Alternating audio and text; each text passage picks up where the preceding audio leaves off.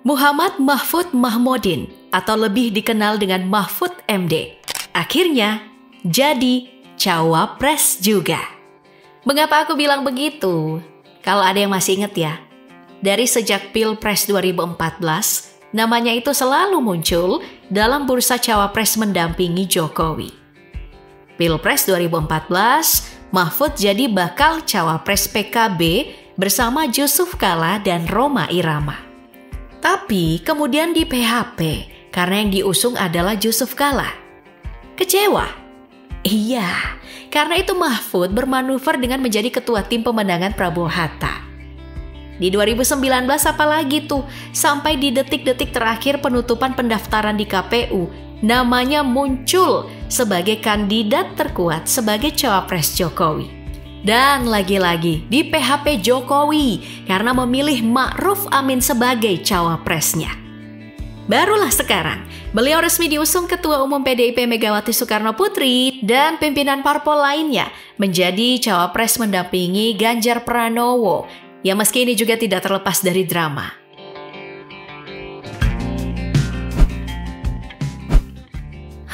Apakah ini karena Mahfud MD minim prestasi? Kalau kita singgung prestasi sih, siapa yang berani meragukan Mahfud MD?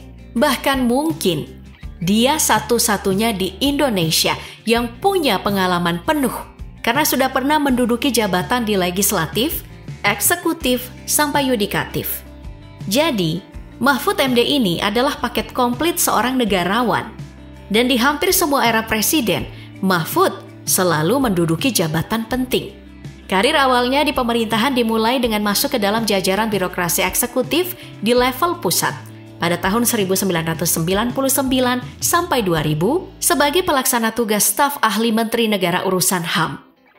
Lalu, di bawah kepemimpinan Presiden Abdurrahman Wahid, Mahfud ditunjuk untuk menduduki posisi Menteri Pertahanan antara 2000 sampai 2001.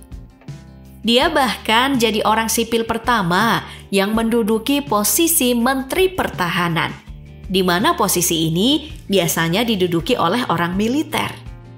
Salah satu prestasinya saat menjabat sebagai Menteri Pertahanan adalah disahkannya Undang-Undang Nomor 3 Tahun 2002 tentang Pertahanan Negara.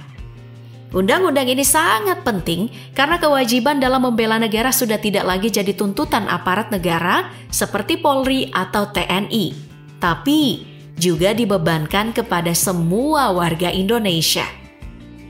Mahfud juga sempat merangkap jabatan sebagai Menteri Kehakiman dan HAM, menggantikan Yusril Ihsa Mahendra yang diberhentikan oleh Presiden Gus Dur pada Februari 2001. Hanya saja, jabatan ini tidak berlangsung lama karena saat diangkat jadi Menteri Kehakiman dan HAM pada 20 Juli 2001, 2 hari setelahnya Gus Dur lengser. Setelah selesai menjabat sebagai menteri, Mahfud lalu terjun ke dunia politik praktis dengan bergabung ke Partai Amanat Nasional. Namun, saat pemilu 2004, Mahfud pindah ke Partai Kebangkitan Bangsa dan menjadi anggota DPR RI Komisi 3 hingga tahun 2006. Lalu, Mahfud melanjutkan jabatannya di DPR di Komisi 1 tahun 2006 hingga 2007, Komisi 3 tahun 2007 sampai 2008, dan Wakil Ketua Badan Legislatif DPR RI tahun 2007 sampai 2008. Dan di tengah kesibukannya menjadi anggota DPR, Mahfud juga tetap berkarir sebagai Rektor Universitas Islam Kediri.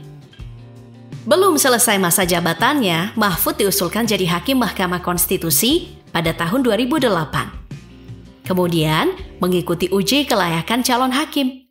Ia pun lolos seleksi dan terpilih sebagai Ketua Mahkamah Konstitusi periode 2008 sampai 2013. Saat itu, ia mengungguli Ketua Mahkamah Konstitusi sebelumnya, Jimli Asidik, dalam pemungutan suara.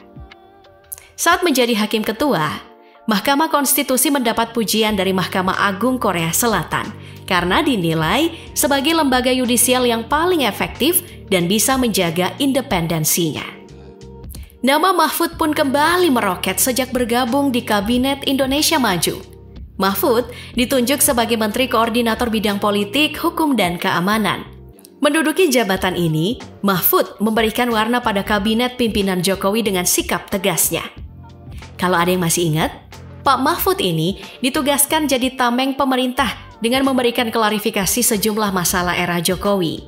Dan kalau dia sudah bicara, masalah selesai, apalagi kalau soal kasus korupsi.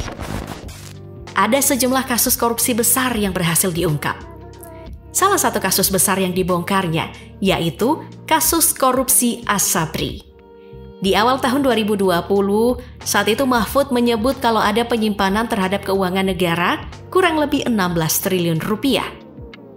Mendapat informasi yang cukup, Mahfud berkoordinasi dengan Kejaksaan Agung untuk mengungkap kasus ini. Dan dugaan itu benar.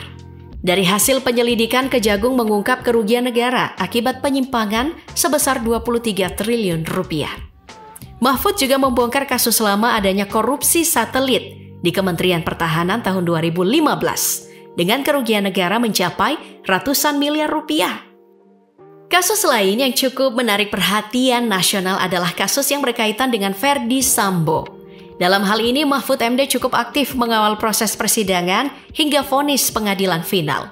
Juga dalam kasus korupsi yang melibatkan Gubernur Lukas NMB. Tapi yang paling menjadi sorotan adalah saat Mahfud mengungkap adanya transaksi mencurigakan hingga ratusan triliun di Kementerian Keuangan. Karena keberaniannya ini sempat heboh di Kementerian Keuangan dan di DPR. Mahfud disebut banyak kalangan cuma cari panggung. Sebenarnya tidak, Mahfud tidak cari panggung. Kalau kita lacak jejak digitalnya, Mahfud ini memang tegas kalau bicara korupsi. Siapapun tidak pandang bulu. Kofifa bahkan menyebut Mahfud adalah sosok yang independen dan tidak bisa dikendalikan oleh siapapun. Siswono Yudhohusodo yang pernah menjadi pasangan Amin Rais dalam pemilu tahun 2004 juga menyebut Mahfud MD adalah orang yang sangat berprestasi. Makanya saat diumumkan sebagai cawapres, Prabowo sempat dibuat galau untuk menentukan pasangan bacawapresnya. Nah, apa yang membuat Pak Mahfud ini sangat vokal kalau ditanya masalah hukum? Ya, karena latar belakang pendidikannya. Dan bukan cuma hukum. Kalau kita bicara latar belakang pendidikannya, selain gelar sarjana hukum, ia juga meraih gelar sarjana sastra Arab dari Universitas Gadjah Mada. Ini membuktikan intelektualitasnya melampaui batasan satu bidang. Mahfud MD juga memperoleh gelar Magister Ilmu Politik dan gelar Doktor Ilmu Hukum Tata Negara dari Universitas Gadjah Mada, memantapkan otoritasnya dalam hukum dan politik. Pencapaian akademiknya tidak berhenti sampai di situ. Mahfud MD memperoleh gelar Profesor Hukum Tata Negara dari Universitas Islam Indonesia Yogyakarta, mengukuhkan posisinya sebagai seorang akademisi dan pemikir hukum yang berpengaruh. Kesuksesan akademiknya inilah yang membuka jalan menuju posisi-posisi strategis dalam pemerintahan dan politik Indonesia.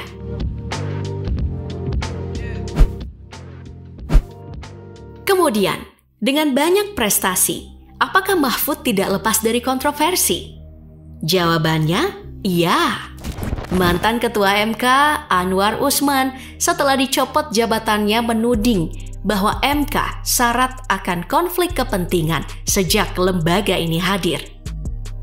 Mahfud MD disebut pernah terlibat dalam konflik kepentingan tentang perubahan usia minimal hakim konstitusi. Saat itu, sosok Saldi Isra yang merupakan kolega Mahfud belum mencapai usia minimal, tapi Mahfud membantah itu. Yang juga kontroversi adalah pernyataan Mahfud tentang kasus pelanggaran HAM yang disebut sudah tidak ada lagi kasus kejahatan HAM yang dilakukan oleh aparat sejak era reformasi. Mahfud menyebut, kalau pasca reformasi tidak ada lagi pelanggaran HAM yang melibatkan pemerintah terhadap rakyatnya. Hal ini pun langsung menimbulkan polemik karena menurut catatan Kontras, ada 643 peristiwa kekerasan yang dilakukan oleh polisi selama periode Juni 2018 sampai Mei 2019. Mahfud juga pernah merespon pengacara hak asasi manusia, Veronica Koman, dan menyebut dokumen yang berisi data 57 tahanan politik serta 243 korban sipil yang tewas di Nduga, Papua adalah sampah. Tapi yang menarik adalah saat kisru transaksi mencurigakan senilai 300 triliun rupiah lebih yang terjadi di Kementerian Keuangan. Sebagai Ketua Komite Tindak Pidana Pencucian Uang, Mahfud adalah orang pertama yang mengungkap adanya temuan ini. Pernyataan-pernyataan ini pun menuai polemik karena sempat ditafsirkan sebagai dugaan korupsi yang dilakukan Kementerian Keuangan. Mahfud dan anggota Komisi 3 DPR pun sempat saling berbalas pernyataan. Dan yang terbaru ini dalam kasus suap yang melibatkan Menteri Pertanian Syahrul Yassin Limpo.